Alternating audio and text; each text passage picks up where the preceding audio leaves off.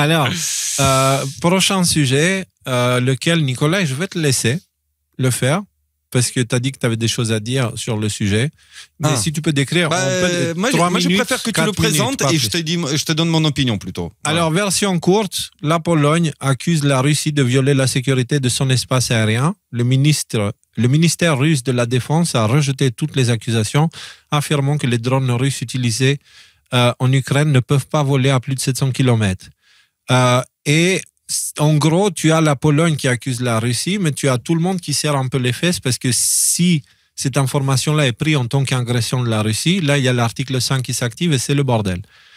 Donc, voilà. Du coup, même les Occidentaux, même France Info, là, dans leur titre, ils te disent pourquoi les enquêteurs restent prudents sur la responsabilité de la Russie, même si certains veulent tout faire pour faire croire que c'est la Russie derrière ça. Voilà. C'est un peu comme dans les relations de couple, c'est un peu les shit tests, tu sais, des fois qu'on subit.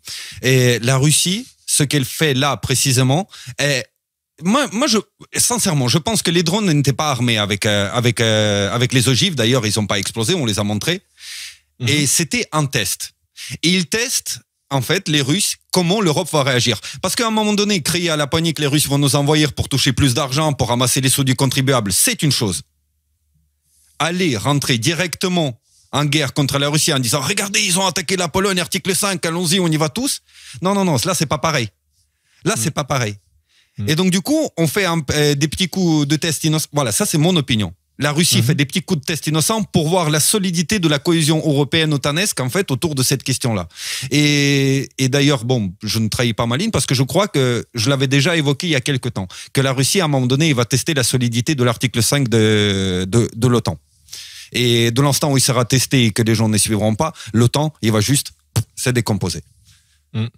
Voilà, c'est brièvement ce que je pense de cette situation.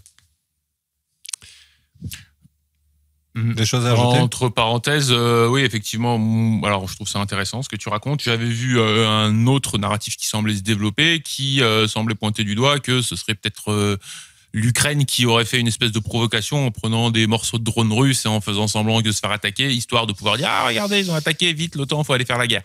Qui est aussi une interprétation qui n'est pas confirmée, mais qui est en train de courir. Donc voilà, comme c'est une information, comme c'est quelque chose d'assez récent, et on sait qu'ils en sont capables de ce genre d'entourloupe. Voilà, je voulais le mentionner aussi.